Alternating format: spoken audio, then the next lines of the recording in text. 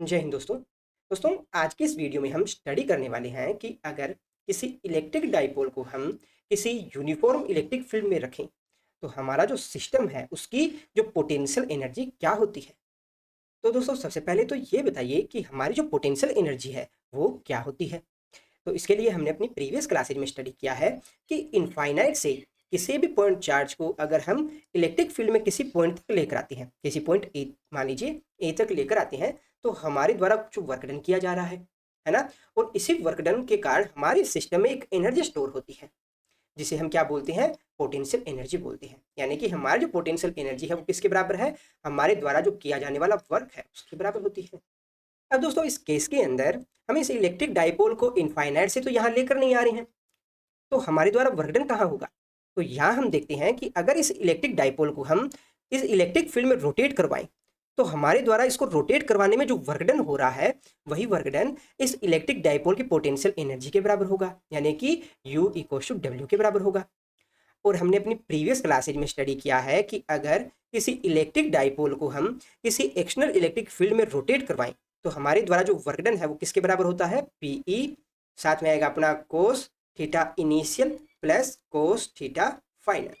अब दोस्तों, आप कहेंगे कि सर ये फॉर्मूला हमने कहाँ से डिराइव किया।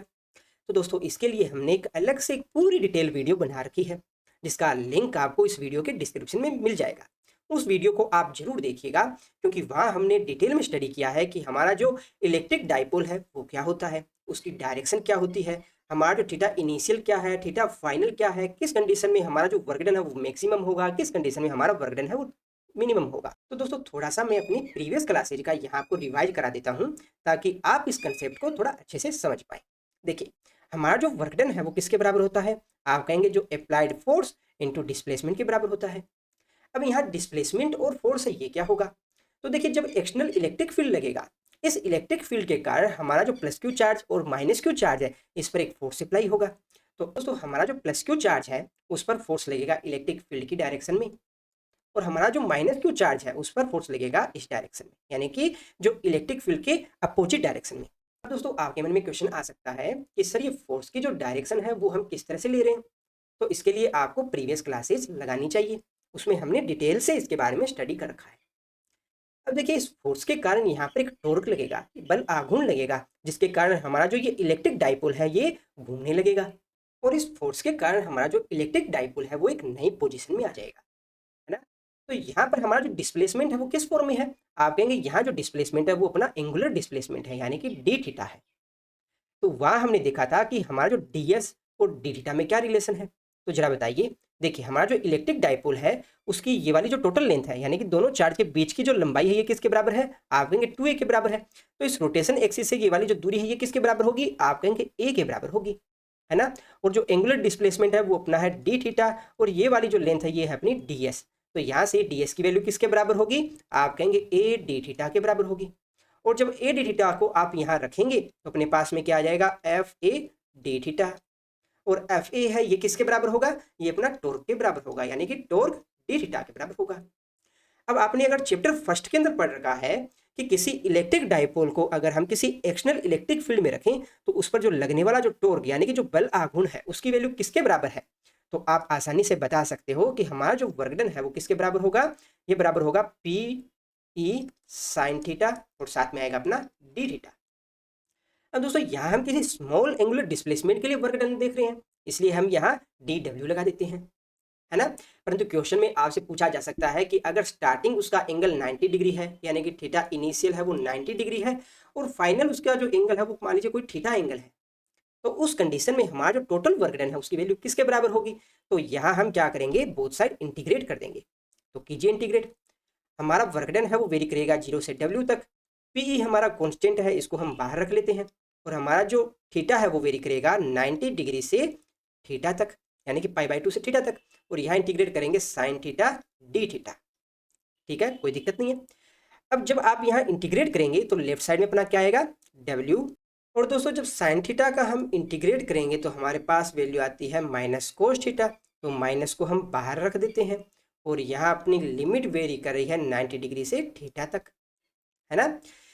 तो देखिए यहाँ पर अपना जो वर्क डन है उसकी वैल्यू किसके बराबर आएगी, माइनस पीई और यहाँ पर अपना आ जाएगा कोस थीटा माइनस, अब कोस 90 डिग्री है उसकी वैल्यू किसके बराबर होती है, आप कहेंगे 0 के बराबर होती है ना। तो यहाँ फाइनली जो अपना वर्क डन है वो किसके बराबर आ जाएगा, आप कहेंगे माइनस पीई कोस थीटा के बराबर आ जाएगा।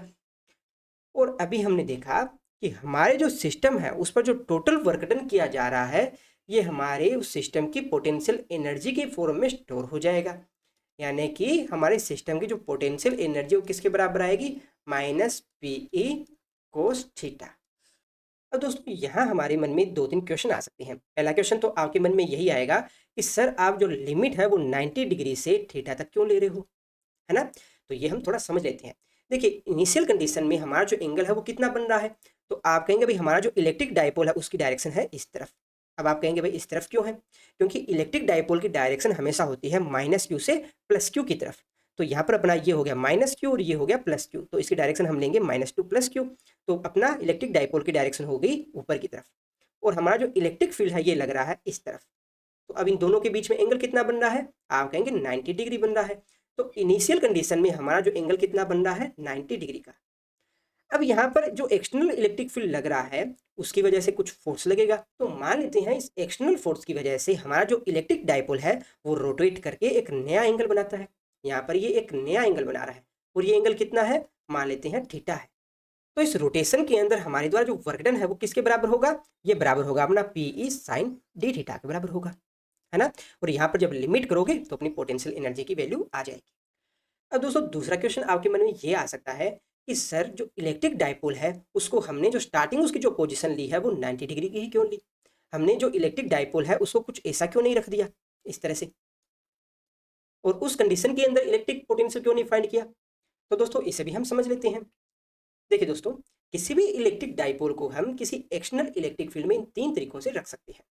आप जो फर्स्ट तरीका देख रहे हो इसके अंदर हमारा जो इलेक्ट्रिक डायपोल है उसकी डायरेक्शन देखिए, आप देखेंगे इलेक्ट्रिक डायपोल की डायरेक्शन हमारी इस तरफ आती है, और हमारा जो इलेक्ट्रिक फील्ड है वो भी इसी तरफ लग रहा है, यानी कि हमारा जो इलेक्ट्रिक डायपोल और इलेक्ट्रिक फील्ड दोनों एक दूसरे के पैरेलल है, यानी कि यहाँ जो एंगल बन रहा है वो कितना है, थीटा इक्वल्स टू 0 डिग्री है। तो इस कंडीशन में हमारा जो लगने वाला जो फोर्स है वो किसके बराबर होगा, तो देखिए प्लस क्यू चार्ज है उस पर फोर्स लगेगा इस डायरेक्शन में, और माइनस क्यू चार्ज है उस पर फोर्स लगेगा इस डायरेक्शन में। तो इस तरह की कंडीशन के अंदर जो लगने वाला जो नेट फोर्स है उसकी वैल्यू किसके बराबर है, आप कहेंगे 0 के बराबर है। तो इस कंडीशन में हमारा जो ये इलेक्ट्रिक डायपोल है ये किसमें है, स्थायी साम्यावस्था में है, स्थायी साम्यावस्था। जबकि बात करें सेकंड कंडीशन के लिए, तो सेकंड कंडीशन में हमारा जो माइनस क्यू चार्ज है उस पर फोर्स लगेगा इस डायरेक्शन में, और प्लस क्यू चार्ज पर फोर्स लगेगा इस डायरेक्शन में। अगर दोस्तों हम यहाँ इस इलेक्ट्रिक डायपोल को इस कंडीशन से थोड़ा सा भी अगर विक्षेपित कर दें तो हमारा जो इलेक्ट्रिक डायपोल है वो रोटेट करेगा इस तरह से। तो यहाँ पर जो एंगल बन रहा है वो किसके बराबर है, तो देखिए हमारा जो इलेक्ट्रिक डायपोल है उसकी डायरेक्शन है इस तरफ, और हमारा जो इलेक्ट्रिक फील्ड है वो लग रहा है इस तरफ। तो यहाँ जो एंगल बन रहा है वो है अपना 180 डिग्री के बराबर, और ये अपनी क्या है, अस्थायी साम्यावस्था की कंडीशन है, क्योंकि इसमें अगर थोड़ा सा भी अगर विक्षेपित कर दें तो हमारा जो इलेक्ट्रिक डायपोल वो एकदम से रोटेट कर जाएगा। तो इसे हम बोलते हैं अस्थायी साम्यावस्था। इसे आप कुछ इस तरह से समझिए कि आपके पास में कोई एक कटोरी है इस तरह से, और इसके शिखर के ऊपर यहाँ पर आपने कोई एक बॉल रखी है। अगर हम इस बॉल को हल्का सा भी लेफ्ट या राइट साइड के अंदर हल्का सा भी धकेल दें तो हमारी जो बॉल है वो रोटेट करते हुए एकदम बॉटम तक आ जाएगी, है ना। तो ये अपनी कंडीशन कौन सी है, अस्थायी साम्यावस्था की कंडीशन है। बात करें थर्ड कंडीशन के लिए, तो थर्ड कंडीशन में हमारा जो प्लस क्यू चार्ज है उस पर फोर्स लगेगा इस डायरेक्शन में, और जो माइनस क्यू चार्ज है उस पर फोर्स लगेगा इस डायरेक्शन में। और दोस्तों इस कंडीशन को हम बोलते हैं शून्य ऊर्जा की अवस्था। इसकी अवस्था शून्य ऊर्जा की अवस्था। अब आप कहेंगे सर शून्य ऊर्जा की अवस्था क्यों बोलते हैं, तो जरा मैं इसको भी समझा देता हूँ। देखिए हमारा जो इलेक्ट्रिक डायपोल है वो स्टार्टिंग में कितना एंगल बना रहा है, आप कहेंगे 90 डिग्री का एंगल बना रहा है। अब इस इलेक्ट्रिक डायपोल पर फोर्स लगेगा, इस फोर्स की वजह से हमारा जो जो ये इलेक्ट्रिक डायपोल है वो रोटेट करेगा, और कब तक रोटेट करेगा, जब तक ये किसी स्थायी साम्यावस्था की कंडीशन में ना आ जाए। और स्थायी साम्यावस्था की कंडीशन कहाँ है, जब यहाँ पर जो बनने वाला एंगल है वो किसके बराबर हो जाए, थीटा इक्वल्स टू 0 डिग्री के बराबर हो जाए ना। तो यहाँ पर इस कंडीशन के अंदर हमारा जो टोटल एंगुलर डिस्प्लेसमेंट है वो किसके बराबर होगा, तो आप कहेंगे यहाँ जो टोटल एंगुलर डिस्प्लेसमेंट है वो होगा 90 डिग्री के बराबर। तो दोस्तों जब एंगुलर डिस्प्लेसमेंट अपना 90 डिग्री होगा तो उस कंडीशन में हमारा जो सिस्टम है उसकी जो पोटेंशियल एनर्जी है वो किसके बराबर होगी, तो यहाँ पर 90 डिग्री रखिए, तो आप कहेंगे u इक्वल्स टू अपना आएगा 0 के बराबर, है ना। तो जब भी एंगुलर डिस्प्लेसमेंट आपका 90 डिग्री होगा तो उस कंडीशन में पोटेंशियल एनर्जी आ रही है 0, यानी कि जो वर्क डन है वो कितना हो रहा है, 0 के बराबर। तो इसी कारण इस कंडीशन को हम क्या बोलते हैं, शून्य ऊर्जा की अवस्था। तो जब भी आप इसके अंदर डेफिनेशन लिखेंगे तो आप क्या कहेंगे कि हमारे पास में कोई एक इलेक्ट्रिक डाइपोल है, इस डाइपोल को हमने इलेक्ट्रिक फील्ड के साथ 90 डिग्री के एंगल पे रखा है, यानी कि शून्य ऊर्जा की अवस्था में रखा है। अब इस अवस्था से इस इलेक्ट्रिक डाइपोल को रोटेट करा के किसी दूसरी अवस्था में लाने के लिए हमारे द्वारा जो वर्कडन किया गया है, ये वर्कडन किसके बराबर कहलाएगा, हमारे इस सिस्टम की पोटेंशियल एनर्जी के बराबर हो। और हमारे इस सिस्टम की पोटेंशियल एनर्जी किसके बराबर आती है, u equals to minus P E cos theta. और यहाँ माइनस साइन किसको दिखा रहा है, माइनस साइन दिखाता है अट्रैक्शन को, यानी कि जो माइनस क्यू चार्ज और प्लस क्यू चार्ज है उन दोनों के बीच में अट्रैक्शन जो लग रहा है उसको डिनोट कर रहा है। ठीक है दोस्तों, इस वीडियो को पूरा देखने के पश्चात आपको एक वीडियो जरूर देखनी है जिसमें हम बात करते हैं कि किसी इलेक्ट्रिक डाइपोल को अगर हम किसी एक्सटर्नल इलेक्ट्रिक फील्ड में रोटेट करवाएं तो हमारे द्वारा जो वर्क डन है उसकी वैल्यू किसके बराबर होगी। तो ये वीडियो आपको जरूर देखनी है ताकि इस टॉपिक से रिलेटेड आपके सारे डाउट्स है वो अच्छे से क्लियर हो पाए। तो दोस्तों, आज की वीडियो आपको कैसी लगी कमेंट बॉक्स में जाकर अपनी राय दीजिएगा। वीडियो में लास्ट तक बने रहने के लिए आप सबका धन्यवाद। Thank you.